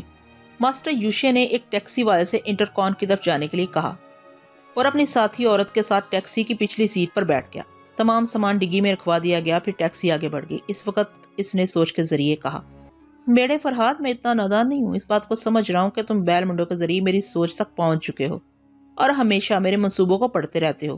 اب یہ بات سمجھ میں آ گئی ہے کہ تم بیل منڈو کے حملوں سے کس طرح بچ جایا کرتے تھے، یعنی میری ہی سوچ کے ذریعے اس کے تمام منصوبوں سے بچ نکلتے تھے۔ اب بھی مجھے یقین ہے کہ تم میری سوچ کو مسلسل پڑھے جا رہے ہو اور یہ دیکھے جا رہے ہو کہ میں تمہارے سب سے عزیز دوست سعید احمد کو کس طرح کنٹرول کر رہا ہوں۔ تم بہت مجبور ہو، اسے یہ نہیں سمجھا سکتے کہ وہ میرا اعلی کار بن چکا ہے، مگر کب تک تم خاموش تماشائی کی طرح چھپے رہو گے؟ میں تمہارے دوست سعید احمد کو اور اس کی محبوبہ سمر کو ایسے مقام پر لے آؤں گا جہاں تم مجھ سے ٹکرانے پر مجبور ہو جاؤ گے۔ نہیں ٹکراؤ گے تو سعید احمد اور سمر کو سسک سسک کر مرتے دیکھو گے۔ میں تمہاری اطلاع کے لیے یہ بھی کہہ دوں کہ تم میرے کسی بھی منصوبے کو اب نہیں پڑھ سکو گے، کیونکہ اب میں اپنی مادری زبان انگریزی میں کبھی نہیں سوچوں گا۔ جب مجھے منصوبہ بنانا ہوگا میں اجنبی زبان میں سوچوں گا اور اپنی ساتھی سے اسی زبان میں گفتگو کروں گا۔ لو سنو، میں اپنی ساتھی عورت کو ہدایت دے رہا ہوں، سمجھ سکتے ہو تو سمجھ لو۔ یہ کہہ کر وہ اپنی ساتھی عورت سے مخاطب ہوا۔ واقعی وہ ایسی زبان بول رہا تھا جس سے میں واقف نہیں تھا، میرے پلے کچھ نہ پڑا کہ وہ کیا بول رہا ہے، لیکن اس سے باتیں کرنے کے دوران پتہ چلا کہ وہ اسے مادام کہہ کر مخاطب کرتا ہے۔ مادام تو ایسی عورت کو کہا جاتا ہے جو سوسائٹی میں بہت باعزت ہو، یا پھر کوئی باس قسم کی عورت ہو، یا کوئی زبردست صلاحیت کی مالک ہو، یعنی اس عورت کی کوئی خاص اہمیت تھی۔ تبھی ماسٹر یوشے اسے مادام کہہ کر مخاطب کر رہا تھا۔ میری سمجھ میں یہی آیا کہ 4 ماسٹروں کے درمیان کچھ ایسی عورتیں بھی ہیں جو خاص صلاحیتوں کی مالک ہیں۔ ان میں سے ایک یہ مادام ہے جو اس وقت بظاہر ایک ساتھی بن کر ماسٹر یوشے کے ساتھ یہاں آئی ہے، لیکن وہ بھی کسی نہ کسی طرح مجھے گھیرنے کی کوشش کرے گی، لہٰذا مجھے اس کی طرف سے بھی محتاط رہنا پڑے گا۔ کچھ دیر تک مادام سے گفتگو کرتے رہنے کے بعد ماسٹر یوشے نے انگریزی زبان میں سوچ کر کہا، کہو فرحات، کچھ سمجھ میں آیا کہ میں نے کیا باتیں کی ہیں؟ مجھے یقین ہے کہ تم یہ باتیں نہیں سمجھ سکتے، اب تم برابر میرے ذہن میں جھانکتے رہو، پھر بھی میری سوچ کے ذریعے کوئی فائدہ نہیں اٹھا سکتے۔ اس دنیا میں ایک سے ایک بڑھ کر دماغ کے کھلاڑی موجود ہیں جو ہر وقت اپنی ذہانت کو استعمال کرنے کا طریقہ جانتے ہیں۔ ایک وقت تھا جب بیل منڈو سے میرا سامنا ہوا تھا اور ماسٹر یوشے اس کے دماغ کے ذریعے میرے دماغ تک پہنچنا چاہتا تھا، لیکن اس وقت میں نے چہرے پر ماسک چڑھا رکھے تھے اور آنکھوں پر کنٹیکٹ لینس کا پردہ پڑا ہوا تھا۔ میں نے ماسٹر یوشے کے لیے تمام راستے مسدود کر دیے تھے، وہ کسی طرح بھی میرے دماغ تک نہیں پہنچ سکتا تھا۔ اس وقت ماسٹر یوشے نے بھی میرے سامنے ایک اجنبی زبان کی دیوار کھڑی کر دی تھی، دوسرے لفظوں میں وہ میرے لیے گونگا بن گیا تھا۔ میں اس کی گونگی سوچ کو نہیں سمجھ سکتا تھا، نہ ہی اس کے منصوبوں کو آئندہ پڑھ سکتا تھا۔ اب میرا یہی کام رہ گیا تھا کہ چپ چاپ دماغ کی اسکرین پر ان کے تماشے دیکھتا رہوں۔ آدھ گھنٹے کے بعد وہ انٹرکون میں اپنے اور مادام کے لیے 2 کمرے حاصل کر چکا تھا اور اپنے کمرے میں بیٹھا سعید احمد کو گائیڈ کر رہا تھا۔ سعید احمد بھی اس کا پیچھا کرتے ہوئے اس ہوٹل تک پہنچ گئے۔ اب اس انتظار میں تھے کہ ماسٹر یوشے کے سلسلے میں کچھ مشورہ دے سکوں۔ میں کیا مشورہ دیتا، وہ تو اب تک ماسٹر یوشے کے ہاتھوں میں ناچتے رہے تھے، اور ماسٹر یوشے نے سوچ کے ذریعے ان سے کہا، سعید صاحب، آپ کاؤنٹر پر جا کر ماسٹر یوشے کے کمرے کا نمبر معلوم کریں اور پھر کمرے میں جا کر اس کا پاسپورٹ وغیرہ طلب کریں اور یہ دیکھیں کہ وہ کس طرح یہاں آیا ہے، یعنی کس نام سے آیا ہے اور کس مقصد سے یہاں آیا ہے۔ سعید احمد نے ذرا پریشان ہو کر کہا، فرحات، میری سمجھ میں نہیں آتا کہ تم اتنے خطرناک شیطان سے اس طرح کیوں ٹکرانا چاہتے ہو؟ میں اس کے سامنے جاؤں گا، اس سے پاسپورٹ وغیرہ طلب کروں گا تو کیا وہ میرے ذریعے تم تک نہیں پہنچے گا؟ ماسٹر یوشے نے سوچ کر کہا، سعید صاحب، پریشان نہ ہوں آپ، میں نے یہ سب کچھ سوچ لیا ہے، مجھے کیا کرنا ہے۔ اب میں زیادہ دنوں تک اس شیطان سے دور نہیں بھاگ سکتا، ایک نہ ایک دن مجھے اسے ٹکرانا ہی تھا، لہٰذا آج یہ ٹکراؤ ہو جائے۔ آپ بے فکر رہیں، آپ کو میری صلاحیتوں پر اعتماد کرنا چاہیے، اس لیے میں آپ سے کہہ رہا ہوں، آپ بلا جھجک اس کے کمرے میں پہنچ جائیں، جو ہوگا دیکھا جائے گا۔ میں شیطان سے نپٹنے کے لیے پوری طرح تیار ہوں، مگر فرحاد، یہ تو سوچو، اس وقت میرے ساتھ سمر ہے، میں اس کی موجودگی میں کسی خطرے کا سامنا کیسے کر سکتا ہوں؟ آپ سمر کی فکر نہ کریں، اسے گیلری میں بیٹھنے کے لیے کہیں، وہ کوئی ٹھنڈا مشروب پیتی رہے گی۔ دیکھیے، آپ دیر نہ کریں، جلدی ماسٹر یوشے تک پہنچنے کی کوشش کریں۔ سعید صاحب نے اس کے مشورے پر عمل کیا۔ انہوں نے سمر سے جا کر کہا کہ وہ گیلری میں جا کر ان کا انتظار کرے۔ وہ تھوڑی دیر بعد وہاں आ जाएंगे। समर गैलरी की तरफ चली गई और सईद साहब काउंटर पर जाकर इस अंग्रेज का नाम और कमरा मालूम करने लगे जो नीले रंग के सूट में मलबूस था और एक औरत के लिए रिसेप्शन रूम से होकर गुजरा था। इसका कमरा नंबर मालूम करने के बाद वो लिफ्ट के जरिए तीसरी मंजिल पर पहुंच गए और वहां जाकर इसके दरवाजे पर दस्तक दी। मास्टर यूशेन के इंतजार में बैठा हुआ था। दस्तक सुनते ही उसने दरवाजा खोल दिया। पहले तो अनजान बनकर इसके चेहरे को तकता रहा, फिर इसने मुस्कुराकर इन्हें कमरे में आने के लिए कहा। सईद अहमद कमरे में दाखिल हो गए। वो इंटेलिजेंस के डायरेक्टर की हैसियत से अपना तारुफ कराना चाहते थे, मगर इस तारुफ से पहले ही मास्टर यूशेन ने दरवाजे को अंदर से बंद करके मुस्कुराकर कहा, सईद साहब, तारुफ की क्या जरूरत है? तारुफ तो दो अजनबियों के दरमियान होता है, हम एक दूसरे के लिए अजनबी नहीं है। कि आप मुझे नहीं जानते? सईद अहमद चौंक कर हैरानी और परेशानी से उसे देखने लगे। फिर उन्होंने पूछा, तुम मुझे कैसे जानते हो? मास्टर यूशेन ने कहका लगाते हुए कहा, सईद साहब जरा आराम से बैठिए ताकि इत्मीनान से गुफ्तगू हो सके, मैं आपको सब कुछ बता देता हूँ। सईद अहमद ने सख्त लहजे में कहा, मैं तुमसे जो कुछ पूछ रहा हूँ इसका जवाब दो, तुम मुझे किस तरह जानते हो?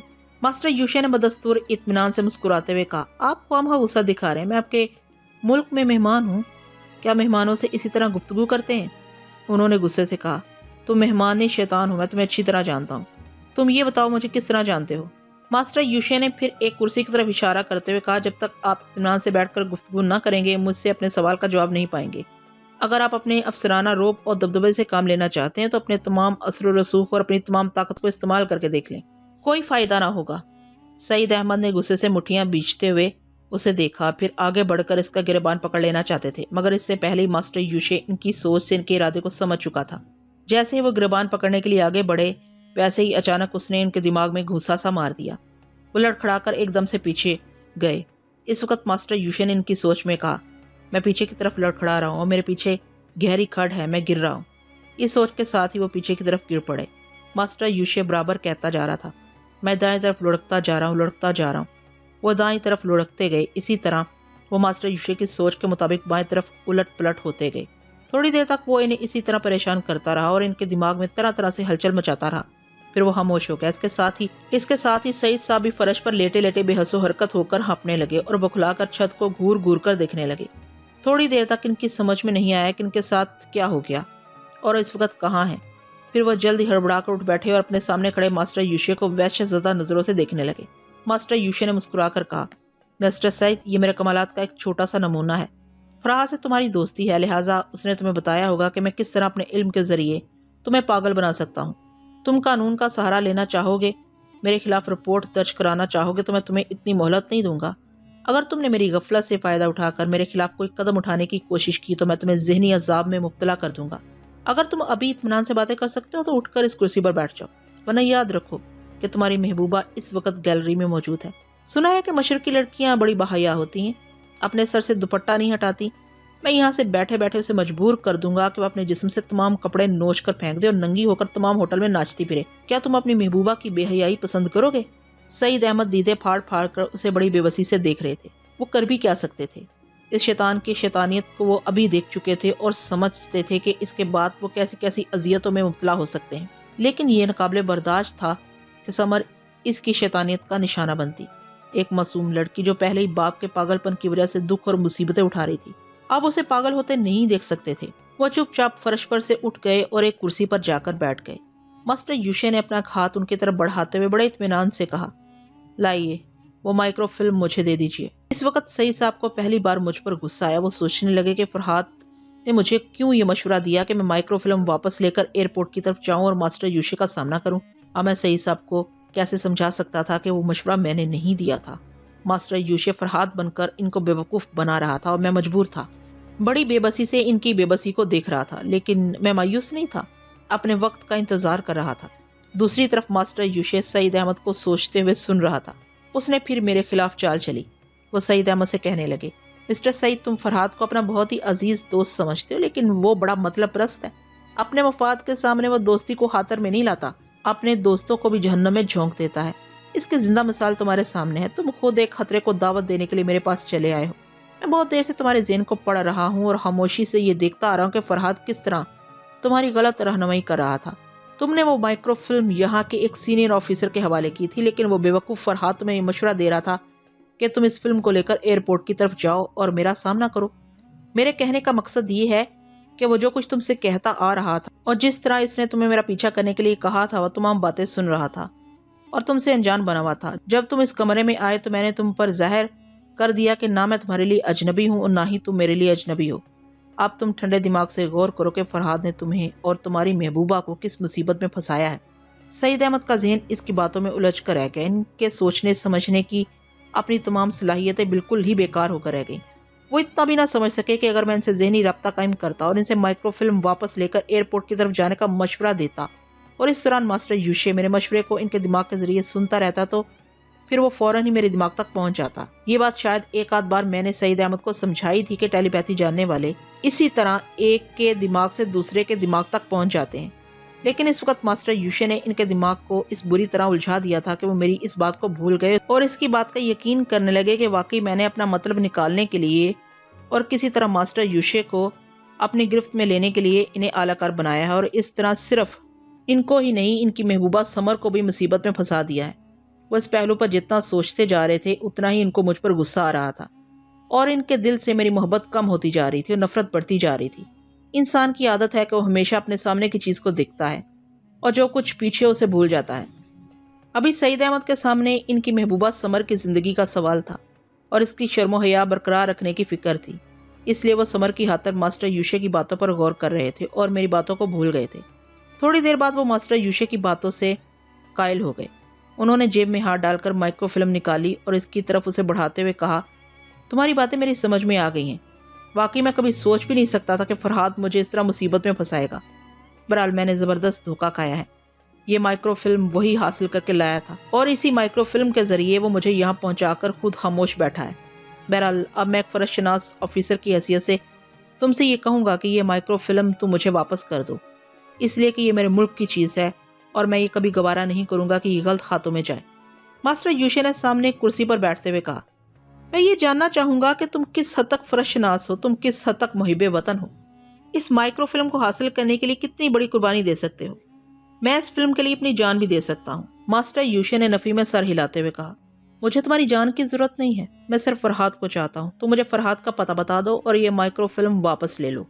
یہ کہہ کر اس نے مائکرو فلم کو درمیانی میز پر رکھ دیا۔ سعید احمد اس فلم کو دیکھتے ہوئے سوچنے لگے، مجھے کیا کرنا چاہیے؟ میں نہیں جانتا کہ اس فلم میں اپنے ہی ملک کا کوئی راز ہے یا کسی دوسرے ملک کی اہم دستاویزات ہیں۔ مجھے ہر حال میں اس فلم کو حاصل کرنا ہے۔ میں ماسٹر یوشے سے زبردستی نہیں کر سکتا، اسے دشمنی کر کے اسے حاصل نہیں کر سکتا۔ کیا میں فرحاد کا پتہ بتا دوں؟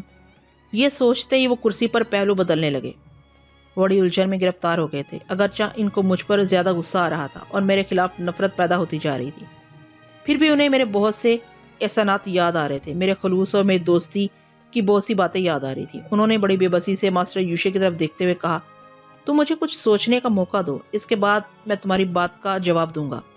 ماسٹر یوشے نے انہیں سمجھاتے ہوئے کہا، تم کیا سوچو گے؟ جو سوچو گے اس سے میں پڑھتا جاؤں گا۔ بہتر ہے کہ سوچنے کی بجائے زبان سے کہتے جاؤ۔ تمہارے سامنے ایک بہت بڑا فرض ہے، یہ مائکرو فلم ابھی تمہارے ہاتھ آ سکتی ہے اور ابھی تمہارے ہاتھ سے نکل بھی سکتی ہے۔ اگر تم ایک فرض شناس آفیسر ہو، تمہیں اپنے ملک سے محبت ہے تو ایک فرحاد کو نہ دیکھو۔ اگر دیکھو گے تو یہ سمجھو وہ کتنا بڑا فراڈ ہے۔ وہ وقت آنے پر تمہارے ساتھ بھی فریب کر سکتا ہے اور اس نے تمہارے ساتھ فریب کیا ہے۔ عقل سے کام لو اور مجھے اس کا پتہ بتا دو۔ جیسے ہی وہ میرے قابو میں آئے گا میں یہ مائکرو فلم تمہارے حوالے کر دوں گا۔ اس وقت سعید احمد نے ایک اہم سوال کیا، میں جانتا ہوں کہ فرحاد تمہاری سوچ کو پڑھتا رہتا ہے، کیا وہ اس وقت ہماری باتیں نہیں سن رہا ہوگا؟ اگر میں اس کا پتہ بتاؤں گا تو کیا وہ ہوشیار نہیں ہو جائے گا؟ ماسٹر یوشے نے تائید میں سر ہلاتے ہوئے کہا، میں سب سمجھتا ہوں، اتنا نادان نہیں ہوں۔ میں جانتا ہوں کہ تم اس کا پتہ بتاؤ گے تو وہ ابھی سے ہوشیار ہو جائے گا اور وہاں سے کسی دوسری طرف نکل جائے گا، لیکن میرے ہاتھ میں ترپ چال کے لیے ایک پتہ ہے، میں اس پتے سے کام لوں گا۔ تم اس بات کی پرواہ نہ کرو وہ مجھے ابھی کتنی دور دوڑائے گا، تم مجھے اس کا پتہ بتاؤ اور ہر اس جگہ رہنمائی کرو جہاں وہ جا سکتا ہے یا کچھ وقت گزار سکتا ہے۔ میں ایسا کیوں چاہتا ہوں یہ میں بعد میں بتاؤں گا۔ سعید احمد پھر تھوڑی دیر تک سوچتے رہے۔ وہ یہی سوچ رہے تھے کہ مائکرو فلم حاصل کرنے کے لیے انہیں میرا پتہ دینا چاہیے یا نہیں۔ آخر یہی بات سمجھ میں آئی کہ اگر وہ ماسٹر یوشے کی بات نہیں مانیں گے تو مائکرو فلم بھی ہاتھ نہیں آئے گی اور وہ سمر کے ساتھ بھی برا سلوک کرے گا۔ آخر مجبور ہو کر انہوں نے بتا دیا کہ جب وہ مری سے روانہ ہوئے تھے تو میں فیروزہ کے کاٹیج میں تھا۔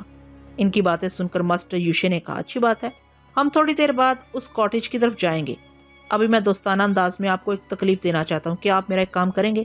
سعید احمد نے کہا، ہاں ضرور کروں گا، بتاؤ کیا کام ہے؟ ماسٹر یوشے نے اپنی جگہ سے اٹھتے ہوئے کہا، مجھے ایک سیر کچے گوشت کی ضرورت ہے، گوشت میں ہڈیاں زیادہ ہوں تو بہتر ہے، میں یہاں اجنبی ہوں، یہاں کے راستے جانتا نہیں ہوں، ورنہ بازار جا کر خود ہی خرید کر لے آتا۔ کیا آپ یہ چیزیں میرے لیے خرید کر لا سکتے ہیں؟ سعید احمد نے اپنی جگہ سے اٹھتے ہوئے کہا، ہاں میں تمہارا یہ کام کر دوں گا، لیکن مجھے مائکرو فلم جلد از جلد ملنی چاہیے۔ ماسٹر یوشے نے انہیں یقین دلایا کہ وہ اپنے وعدے پر قائم رہے گا اور مجھ پر قابو پاتے ہی مائکرو فلم ان کے حوالے کر دے گا۔ اس پر سعید احمد نے کہا، میرے سامنے ایک اور مسئلہ ہے، میں ابھی پاگل خانے کی طرف جا رہا تھا، فرحاد نے مجھ سے وعدہ کیا تھا کہ وہ سمر کے ڈیڈی کو پاگل پن سے نجات دلا دے گا، اب یہ مسئلہ کھٹائی میں پڑ رہا ہے۔ ماسٹر یوشے نے ہنستے ہوئے کہا، فرحاد اس پاگل کا پاگل پن کیا دور کرے گا، یہ کام میں چٹکی بجاتے کر سکتا ہوں۔ تم سمر سے کہو وہ تنہا پاگل خانے جائے اور اپنے ڈیڈی سے ملاقات کرے، جب وہ اپنے ڈیڈی کا سامنا کرے گی تو میں اس کے ذہن سے چھلانگ لگا کر اس کے ڈیڈی کے پاگل دماغ تک پہنچ جاؤں گا، اس کے بعد تم دیکھو گے میں اسے کس طرح ذہنی طور پر صحتیاب بنا دیتا ہوں۔ سعید احمد مطمئن ہو کر کمرے سے باہر نکل گئے اور اس گیلری کی طرف جانے لگے جہاں سمر بیٹھی ہوئی ان کا انتظار کر رہی تھی۔ میں ماسٹر یوشے کی اس بات پر غور کر رہا تھا کہ اس نے میرا پتہ معلوم کرنے کے بعد ایک سیر کچا گوشت کیوں منگوایا ہے، یعنی ایسا کچا گوشت جس میں ہڈیاں زیادہ ہوں۔ یہ بات میری سمجھ میں نہیں آ رہی تھی کہ وہ کیا کرنا چاہتا ہے۔ تقریباً آدھے گھنٹے کے بعد سعید احمد بازار سے اس کی فرمائش کے مطابق ہڈیوں والا کچا گوشت لے آئے۔ انہوں نے سمر کو پاگل خانے بھیج دیا تھا، اب وہ ماسٹر یوشے کے ساتھ اس مقصد سے لگے ہوئے تھے کہ انہیں مائکرو فلم مل جائے گی۔ ماسٹر یوشے نے انہیں کمرے میں بیٹھنے کے لیے کہا۔ ہوٹل کے بیرے سے اس نے ایک سیر دودھ منگوایا، جب وہ دودھ آ گیا تو وہ ایک پیکٹ میں کچا گوشت لے کر اور دودھ کا برتن لے کر باہر چلا گیا۔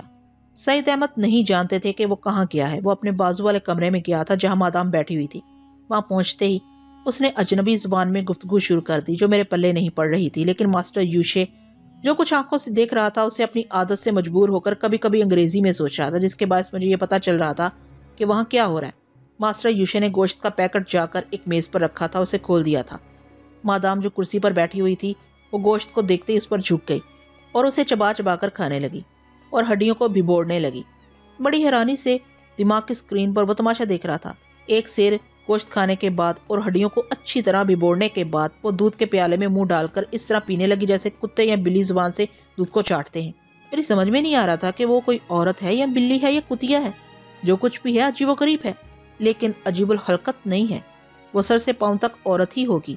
اگر وہ عجیب الخلقت ہوتی تو جہاں سے وہ آئی تھی وہاں سے اس ہوٹل تک لوگوں کی توجہ کا مرکز بن جاتی۔ میرے دماغ میں خطرے کی گھنٹی بجنے لگی۔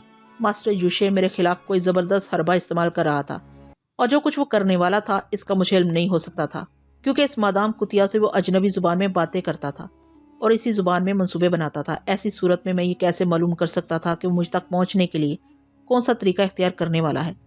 ماسٹر یوشے تھوڑی دیر تک مادام سے باتیں کرتا رہا۔ اس وقت میرے دماغ میں آئی کہ ٹیلی پیتھی جاننے کے لیے دنیا کی معروف زبانیں سیکھنا کتنا ضروری ہے۔ اگر میں نے مختلف زبانیں سیکھنے پر توجہ نہیں دی تو آئندہ بھی اسی طرح اپنے دشمنوں کے سامنے احمق بنتا رہوں گا۔ تھوڑی دیر کے بعد ماسٹر یوشے اس کے کمرے سے نکل کر اپنے کمرے میں آ گیا۔ وہاں سعید احمد اس کا انتظار کر رہے تھے۔ اسے دیکھتے ہی انہوں نے کہا، میں یہاں کب تک بیٹھا رہوں گا؟ میں نے سمر کو پاگل خانے کی طرف بھیج دیا ہے، میں جاننا چاہتا ہوں کہ وہ کہاں ہے، کیا کر رہی ہے۔ تم فکر نہ کرو، میں ابھی معلوم کرتا ہوں۔ یہ کہہ کر ماسٹر یوشے سمر کے ذہن میں جھانکنے لگا۔ میں بھی ماسٹر یوشے کی معرفت دماغ کی اسکرین پر سمر کو دیکھ رہا تھا۔ وہ ایک ٹیکسی کی پچھلی سیٹ پر بیٹھی پاگل خانے کی طرف جا رہی تھی۔ تھوڑی دیر بعد ماسٹر یوشے نے کہا، تمہاری سمر اس وقت گاڑی کی پچھلی سیٹ پر بیٹھی ہوئی تمہارے ہی بارے میں سوچ رہی ہے۔ شاید ابھی اس کا سفر ختم نہیں ہوا ہے۔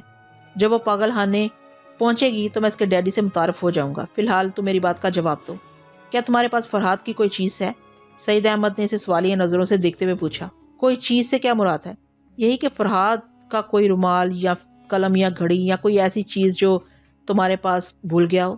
سعید احمد نے نفی میں سر ہلاتے ہوئے کہا، نہیں میرے پاس ایسی کوئی چیز نہیں ہے۔ تعجب ہے، آپ دونوں ایک دوسرے کے گہرے دوست ہیں، کیا دو دوست ایک دوسرے کی نشانی یا یادگار کے طور پر کوئی چیز اپنے پاس نہیں رکھتے؟ سعید احمد نے جواب دیا، دوستوں کی نشانی اس لیے رکھی جاتی ہے کہ وہ بچھڑ جائیں تو ان کی جدائی میں ان کی نشانی ان کے پاس رہے اور ان کی یاد دلاتی رہے، لیکن فرحاد جیسے شخص کے ساتھ دوستی کرنے کے لیے کوئی ضروری نہیں ہے کہ اس کی کوئی چیز نشانی کے طور پر محفوظ رہے، کیونکہ وہ بچھڑ کر بھی اور ہزاروں میل دور جا کر بھی ہمارے اندر موجود رہتا ہے۔ ایسی صورت میں اس کی کوئی چیز میرے پاس کیسے رہ سکتی ہے؟ ماسٹر یوشے نے تائید میں سر ہلایا۔ ہاں تم نے بڑی اچھی بات کہی، ہم جیسے لوگوں سے دوستی کرنے کے بعد دوری کا احساس نہیں ہوتا، خواہ ہم کتنی ہی دور کیوں نہ چلے جائیں۔ بہرحال جس کاٹیج میں تم فرحاد کو چھوڑ کر آئے ہو وہاں تو وہ اب موجود نہیں ہوگا، جیسا کہ میں سمجھتا ہوں۔ وہ چپ چاپ بیٹھا ہوا میری سوچ کو پڑھ رہا ہے۔ اب تक वहां से निकल गया होगा। अब मैं क्या चाहता हूँ तुमसे ये नहीं कहूंगा, इसलिए कि मेरा दुश्मन मेरी बातें सुनकर होशियार हो जाएगा। तुम मेरे साथ आओ, हम अभी और इसी वक्त इस कॉटेज की तरफ चलेंगे। सईद अहमद इसके साथ जाने के लिए उठकर खड़े हो गए। इस वक्त वो सोच रहे थे कि मुझसे कॉटेज में सामना होगा तो वो मेरे सामने शर्मिंदा होने की बजाय मुझसे शिकायत करेंगे कि मैंने ही इन्हें माइक्रोफिल्म वापस लेने और एयरपोर्ट जाने का मशवरा दिया था, और इस मशवरे को मास्टर यूशे सोच के जरिए सुन रहा था। लिहाजा वो मेरे खिलाफ कदम उठाने पर मजबूर हो गए हैं। ऐसा सोचते हुए वो मास्टर यूशे के पीछे चलते हुए कमरे से बाहर जाने वाले थे। अचानक ही ठुठक कर खड़े हो गए। यक बयक इनके दिमाग में ये बात आ गई कि अगर मास्टर यूशे इनके दिमाग में झांक कर मेरे दिए हुए मशवरों को सुन रहा था तो फिर इस तरह वो मेरे दिमाग तक भी पहुंच सकता था। इन्हें बहुत देर बाद इस बात का ख्याल आया। मास्टर यूशे दरवाजे के पास पहुंचकर रुक गया और इनकी तरफ पलटकर मुस्कुराते हुए बोला, मिस्टर सईद, मैं तुम्हारी सोच को पढ़ रहा हूँ। बहुत देर के बाद ये बात तुम्हारी समझ में आई है कि फरहाद सोच के जरिए तुम्हें मशवरा देता और मैं तुम्हारे दिमाग में झांकता रहता तो फौरन तुम्हारे दिमाग के जरिए फरहाद के दिमाग तक पहुंच जाता। अब जबकि ये बात तुम्हारी समझ में आ गई है तो फिर ये समझ लो कि मैंने गलत कहा था। फरहाद बिल्कुल खामोश है। दरअसल मैं ही तुम्हारे दिमाग में झांक रहा था और मैंने ही तुम्हें माइक्रो फिल्म लेकर एयरपोर्ट की तरफ जाने का मशवरा दिया था ताकि मैं तुम्हें अपना आलाकार बनाऊं।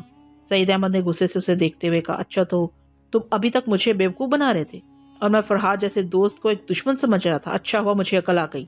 मास्टर यूशे ने कहका लगाते हुए कहा, तुम्हारी अकल अब तुम्हारी नहीं है क्योंकि अब वो मेरे कंट्रोल में है। अब तुम्हारी अकल आए या जाए कोई फर्क नहीं पड़ेगा। जो कुछ मैं कहूँगा वही कुछ तुम्हारा दिमाग सोचेगा। अगर तुम सोचना नहीं चाहोगे तो पागल बन जाओगे। सईद अहमद ने बड़ी तलखी से कहा, मैं वही करूँगा जो तुम कहोगे। मैं अपनी हमाकतों से तुम्हारा आलाकार बन गया हूँ। तुम्हारे हुक्म से इनकार करके मैं समर को कोई नुकसान नहीं पहुँचाना चाहता और मेरी इस मजबूरी को फरहाद भी सुन रहा होगा, इसलिए मुझे इसके सामने शर्मिंदगी नहीं होगी। मेरे इत्मीनान के लिए यही काफ़ी है कि वो अब तक सोच के जरिए तुम्हारी गिरफ्त में नहीं आया है और मैं ये पेशगोई कर दूं मास्टर यूशे कि तुम्हारी मौत तुम्हें यहाँ खींच कर लाई है। फरहाद कितना चालाक और ख़तरनाक है, बस तुम इसी बात से अंदाज़ा कर लो कि तुम दूसरों को अपना आलाकार बनाते जा रहे हो मगर फरहाद तक नहीं पहुँच रहे हो। वो अब भी तुम्हें तिगनी का नाच नचा रहा है। अब मैं तुम्हारे साथ इत्मीनान से चलूँगा। जहाँ जहाँ फरहाद के मिलने के इम्कानात हैं मैं हर वो जगह बता दूंगा और इस एतमाद के साथ बता दूंगा कि वह तुम्हारे हाथ नहीं आएगा, तुम्हें हमेशा अपने पीछे दौड़ाता रहेगा। मिस्टर सईद, अब वो मुझे अपने पीछे दौड़ाता है या मैं उसे अपने पीछे दौड़ने पर मजबूर करूंगा ये तो आने वाला वक्त ही बताएगा। फिलहाल तुम मेरे हुक्म के पाबंद हो, लिहाजा मेरे साथ चलो।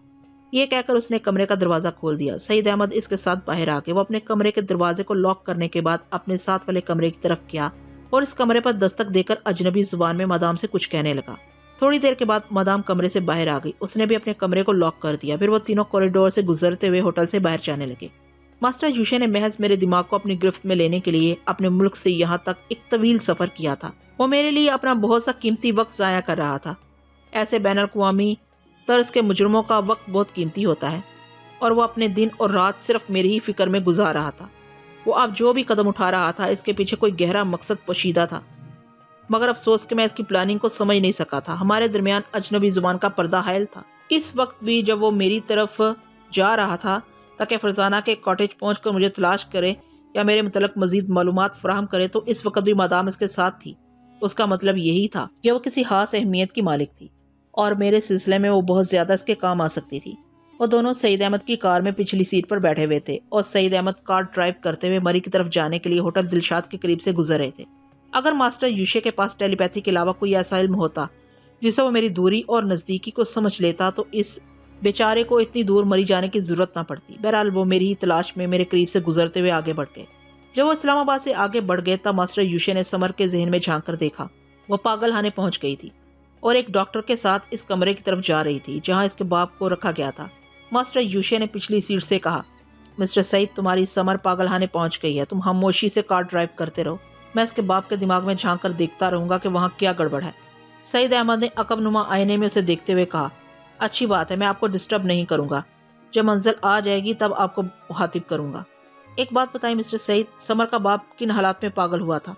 सईद अहमद बताने लगे कि किस तरह समर के बाप ने दूसरी शादी की और दूसरी बीवी फिरोजा ने एक दवा के जरिए उन्हें पागल बना दिया। उनकी बातें सुनने के बाद मास्टर यूशे पिछली सीट की पुश्त पर टेक लगाकर बैठ गया और समर के जहन में झांकने लगा। समर इस वक्त इस कमरे के सामने पहुंच गई थी जिसमें इसके बाप को कैद किया गया था। डॉक्टर ने दरवाजा खोलकर उसे अंदर जाने के लिए कहा।